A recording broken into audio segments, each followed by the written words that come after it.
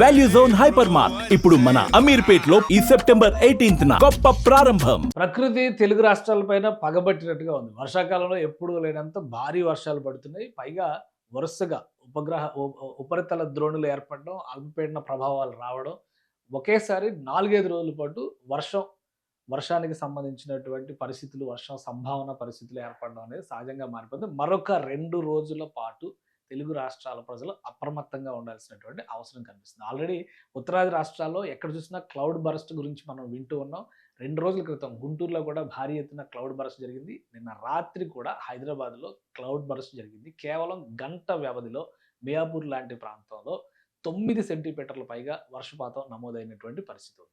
రాబోయేటువంటి మరొక 2 రోజుల పాటు 48 గంటల పాటు 2 తెలుగు రాష్ట్రాల్లో కూడా జోరుగా వర్షాలు పడేటువంటి అవకాశం ఉంది. వాతావరణ శాఖ ఏం చెప్తుందో ఒకసారి మనం విశ్లేషించేటువంటి ప్రయత్నం చేద్దాం. ఇది అఫీషియల్ వెబ్సైట్ భారత వాతావరణ శాఖకి సంబంధించి. ఇక్కడ చూస్తే కనుక పెద్దగా ఏమి కనిపించట్లేదు మనకి చూడడానికి. ఏదో తెలంగాణలో మాత్రం ఏదో రెయిన్ఫాల్ ఉండొచ్చేమో అనే సంకేతాలు కనిపిస్తున్నాయి. కానీ వాస్తవానికి ఫోర్కాస్ట్ స్టేట్స్ వారీగా కనుక చూస్తే ఏపీలో, తెలంగాణలో వర్షాల ప్రభావం అయితే ఖచ్చితంగా కనిపిస్తుందని సంకేతాలు స్పష్టంగా ఉన్నాయి. ఇది తెలుగు రాష్ట్రాల పరిస్థితి.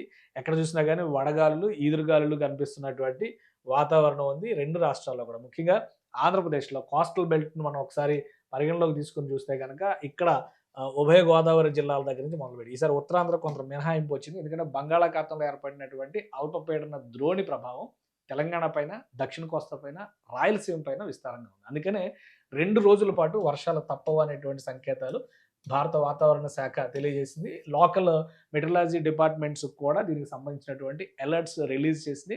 ఈదురుగాలుల ప్రభావం కూడా ఎక్కువగా ఉంది. 40 కిలోమీటర్ల వేగంతో వీచేటువంటి ఈదురుగాలు రాయలసీమలో కూడా కనిపిస్తున్నాయి. ఇక్కడి నుంచి తీసుకుని చూస్తే మనం అంటే ఉమ్మడి జిల్లాల పరిధిలో చూస్తే ఉభయ గోదావరి జిల్లాలు, కృష్ణా, గుంటూరు జిల్లాలు, ప్రకాశం జిల్లాలో కొంత భాగం, నెల్లూరు జిల్లాలో పెద్ద ఎత్తున వర్షాలు నమోదవడానికి అవకాశం ఉంది. ఇక తెలంగాణలో చూస్తే కనుక ఖమ్మంలో అతి భారీ వర్షాలు, ఖమ్మం వరంగల్ సరిహద్దుల్లో అతి భారీ వర్షాలు పడేటువంటి అవకాశం కనిపిస్తుంది. హైదరాబాద్, రంగారెడ్డి అంటే దక్షిణ తెలంగాణ భూభాగాల్లో కూడా భారీ ఎత్తున వర్షం పడేటువంటి అవకాశం ఉంది. ఇక ఉత్తర తెలంగాణలో చూస్తే ఈదురుగాల ప్రభావం, ఇటు దక్షిణ కోస్తాలో, దక్షిణ రాయలసీమలో ఈదురుగాలుల ప్రభావం ఉంటుంది. కానీ ఉత్తర రాయలసీమ ప్రాంతం అంటే ఇటు కడప, కర్నూలు ప్రాంతాల్లో, కడప జిల్లాలో ఈసారి భారీ వర్షం నమోదయ్యేటువంటి అవకాశాలు ఉన్నాయి. ఎందుకంటే ఇది ఇండియన్ మెటీరియాలజికల్ డిపార్ట్మెంట్ ఇచ్చినటువంటి మ్యాప్, దానికి సంబంధించినటువంటి డేటా ఇది. ఈ డేటాను ఒకసారి మనం జూమ్ చేసి చూస్తే కనుక ఈ సింబల్స్ని బట్టి అర్థం చేసుకోవచ్చు. హెవీ రెయిన్ఫాల్కి సంకేతంగా దీన్ని చూస్తారు. ఇక్కడేమో ఉరుములు మెరుపులతో కూడినటువంటి వర్షం పడేటువంటి అవకాశం ఉంటుంది. సో దాదాపుగా తెలంగాణ, రాయలసీమల్లోనే భారీ వర్షాలు నమోదవడానికి అవకాశం ఎక్కువగా కనిపిస్తుంది. కృష్ణా జిల్లాలో, అలానే కోనసీమ జిల్లా, ఏలూరు జిల్లా, రంపచోడవరం ప్రాంతంలో ఉన్నటువంటి భూభాగాల్లో అతి భారీ వర్షాల కంటే కూడా కొద్దిగా తక్కువ స్థాయి వర్షాలు పడవచ్చు. కానీ రాయలసీమలో, ఖమ్మం జిల్లాలో మాత్రం, కడప, ఖమ్మం జిల్లాలో మాత్రం అతి భారీ వర్షాలు పడేటువంటి అవకాశం ఉంది. హైదరాబాద్ వాతావరణ పరిస్థితులను కూడా మనం ఒకసారి గమనించి చూస్తే హైదరాబాద్లో కూడా పెద్ద ఎత్తున వర్షపాతం నమోదవుతుందని చెప్పని భారత వాతావరణ శాఖ తెలియజేస్తుంది.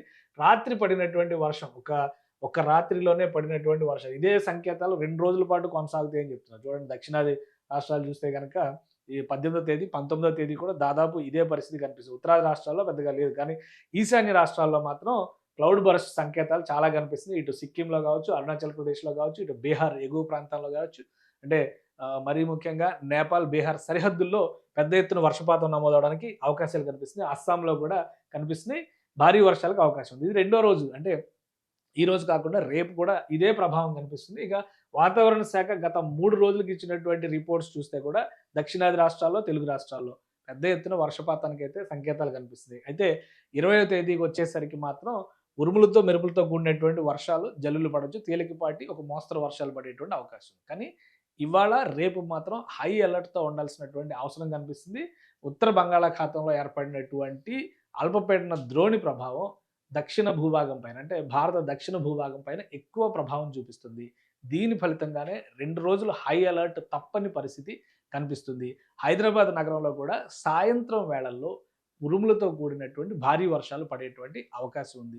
సో ఈ విషయంలో మాత్రం అప్రమత్తంగా ఉండాలి. ముఖ్యంగా హైదరాబాద్ జంట నగరాల్లో ఉండేటువంటి వాళ్ళందరూ కూడా సాయంత్రం వేళల్లో వీలైనంత బయటకి రాకుండా ఉండడానికి జాగ్రత్తలు తీసుకుంటే మంచిది. రాత్రి జరిగినటువంటి వర్ష బీభత్సం ఫలితంగా అటు లింగంపల్లి, మియాపూర్, చందానగర్, ఇటు గచ్చిబౌలి, అలానే హైదరాబాద్ సెంట్రల్ యూనివర్సిటీ పరిసర ప్రాంతాలన్నీ కూడా పూర్తి స్థాయిలో నీట మునిగినటువంటి వాతావరణం ఉంది. గంటల పాటు రోడ్డు పైన ట్రాఫిక్ జామ్ అయిపోయింది. రాత్రి 8:30 గంటల నుంచి 8:30 నుంచి 10:30, 11 గంటల వరకు ట్రాఫిక్ జామ్ పూర్తిగా ఉంది. ఎక్కడికక్కడ లోతట్టు ప్రాంతాలు నీట మునిగాయి. సో దాదాపు ఇలాంటి పరిస్థితులే ఈ 2 రోజులు కూడా హైదరాబాద్ నగరాన్ని ముసిరేటువంటి అవకాశం ఉంది కాబట్టి అప్రమత్తంగా ఉండాల్సినటువంటి బాధ్యత ప్రజల చేతుల్లోనే ఉంది.